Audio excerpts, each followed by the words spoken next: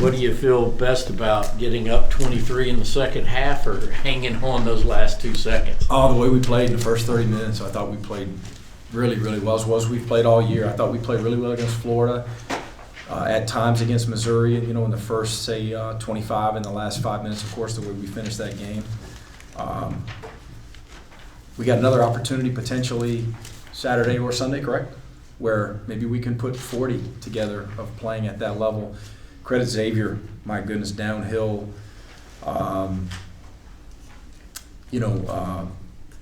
Having dug themselves a big hole, of course, they were terrific down the stretch. Again, playing downhill in transition, executing versus zone and man, got some stops, hit some timely shots. I thought Claude down the stretch was really, really good. It was a really good college basketball game. Fortunately, we were able to hold on, of course, against a heck of an effort by those guys. Mike, what's the value of a win like this in the postseason? I know it wasn't always pretty, but what did the program get out of this? Sure. As a staff and as a team, we go in there and talk about the fact that we've got to learn from that. And again, we're always going to preach growth and learning through wins and losses. The bottom line, though, is that we just got an NIT win. We got a postseason win against a Big East opponent. It was a good win for our program. It's something that hopefully gives the returning players confidence moving forward. It's another step in the right direction, and it's obviously something that we'll use in recruiting. At the end of the day, everyone wants to be in the NCAA tournament, but we're honored to be a part of the NIT and honored to still be a part of it, to survive and advance. Did you get a look at Russell's block? Did you think it was a block? I thought it was live. I haven't seen it on film yet. Mm-hmm. We talked Sunday about all that was going to go into the prep for this. I would imagine it's been a chaotic 48 hours. Yeah. Just what all went into that 48 hours, and does that make this feel a little bit more rewarding? Yeah, it does a little bit. It does. Fortunately for us, we try to do a lot of some similar things, both offensively and defensively to Florida. Xavier's got a lot of similarities.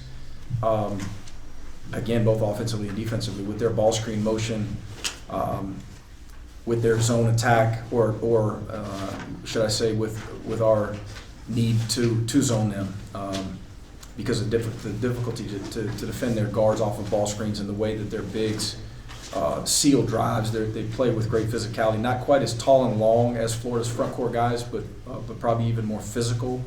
And then defensively, they're very similar. With their physicality on cutters, with their chasing and blasting of screens on and off the ball, and with their drop coverage, with their fours and their fives. So, fortunately for us, we're coming off a game that we had some of the same points of emphasis.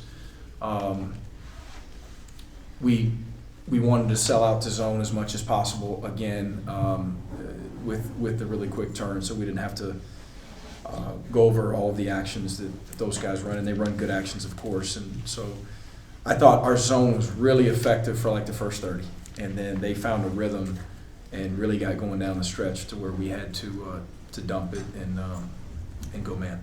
There were several stoppages in play in the last minute or so. Just what was the message to your guys, knowing that Xavier had the momentum and was trying to finish up? This is really the same message all year. I'm not creative enough to give a different one, but it's the way I was taught it, and it's what I've always preached to our teams. And your championship level teams, the best teams I've been a part of, don't look at the scoreboard. They play the same way whether they're down 20 or up 20, and stay in a moment. Let's get an A shot. Let's get a stop. Let's get an A shot. Let's get a stop. It's not about, man, I hope we hold on and win this one. Boy, we've played really good for 30. If you're thinking about those things, that you're not in the moment and you're not executing what you should be in that millisecond of the game. It's a game of split seconds. That said, I thought in a couple of our home games this year, when we've got sizable leads, it was a little bit more apparent, mentally and physically, that we were a completely different team than we were the team that built that lead. I didn't see that quite as much in this one. I credit Xavier. I thought Xavier was terrific offensively, again, in the last 10 minutes of that game, I didn't think we had a huge letdown. We had a couple really poor transition defensive efforts in the last minute or two. Missed front ends of 1-on-1s. Wasn't perfect, obviously, but we also had some pretty good possessions that resulted in a difficult make, by Xavier guards that just jumped up in the air and made some shots. Good offense is always going to be good defense. Why do you think you guys had success getting points in the paint, to get the big lead? I thought we did a good job of curling some of those screens off of the ball. We had I think 3 in the first half off of Russell passes. Again, they're very physical off of the ball with pushing you off screens, and we just did a good job. When your 5 has the ability on the perimeter to make pretty good decisions, Russ has really grown in that area throughout the year. Thought he made some passes. Some of those layups just off of cuts, you don't necessarily think of as paint scoring. You think back to the basket bigs getting baskets, but also some offensive rebound points, drawing fouls, and then I thought Silas did a really good job getting downhill off ball screens. Look, can you talk about RJ Melendez? Played with a lot of energy. He had some real key buckets defensively as well. Got the pollen cough going on here.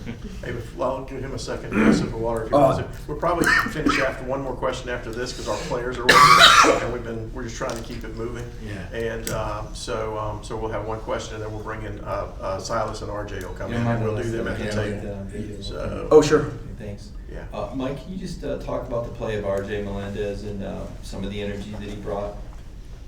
I thought RJ played really well. I thought he did a pretty good job on Claude, even when Claude made some hard ones on him. He stayed in front of him and he forced long 2s and 3s. But that said, again, Claude had some timely ones, some big ones. But I thought RJ, he from the second he went in the game, I thought he provided energy offensively. He's shooting the ball well here down the stretch.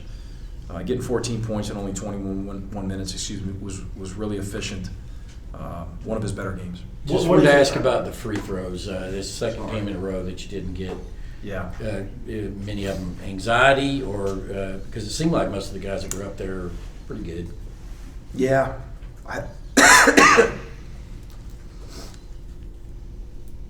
That's a tough one. I'm looking at our numbers right now. RJ Sunohara hasn't been to the line very often all year. Frank hasn't had a bunch of opportunity there, but 8 of 14. I'm glad we made 8 of them. Glad we didn't make 6 of them. To be out there still playing. What is it you'll watch for tomorrow night? Wake and App State, obviously next matchup. You can tell Forbes I'm cheering for App State so we can get a home game. But either way, I say that I should watch what I asked for. App State's really good. Wake's really good too. I mean, we're happy to be still involved. We'll watch it closely. More familiar with Wake, of course, having played them. But we'll learn more about App State tomorrow throughout the day and then tomorrow night.